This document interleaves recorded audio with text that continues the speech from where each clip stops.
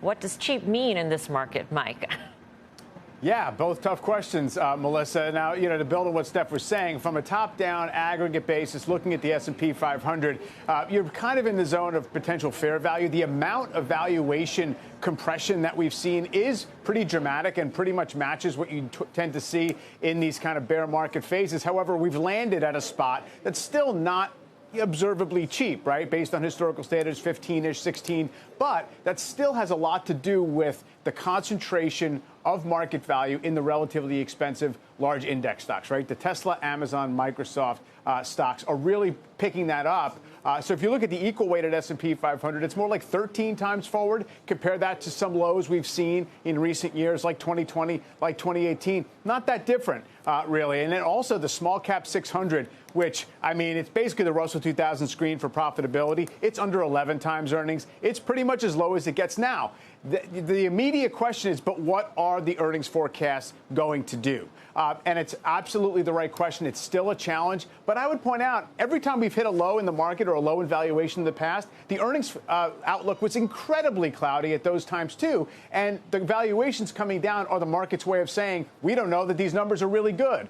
So I don't think that's as much of a clinching bearish argument as sometimes it's portrayed, even though it is a challenge. I would look at also individual pockets of the market. Every one of them looks like possibly a value trap. You talk about retail, look at Best Buy, look at the automakers. They all look super cheap. That's not to say that they're not going down more, but it's sort of something for you to do if you're a bargain-minded investor at this point.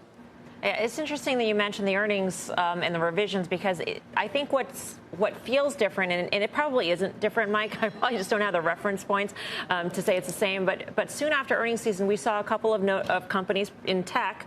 I'm thinking of Snap and Microsoft come out just weeks after and revise lower. Yeah. And I think that really spooked the markets. The deterioration in such a short amount of time is what sort of felt different. And then you had the parade of retail also talking about the deterioration, sort of confirming that. Yes, that's true. I would say when it came to Microsoft and Snap, obviously there's something maybe structural happening there. Mm-hmm. Microsoft, they tell you it's FX.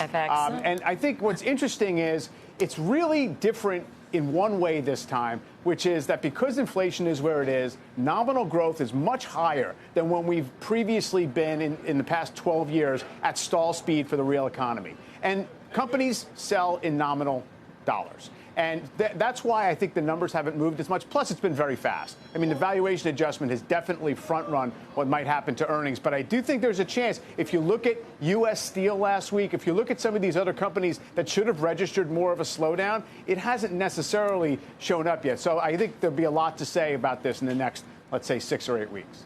All right, Mike, thanks. Mike Santoli. Yep.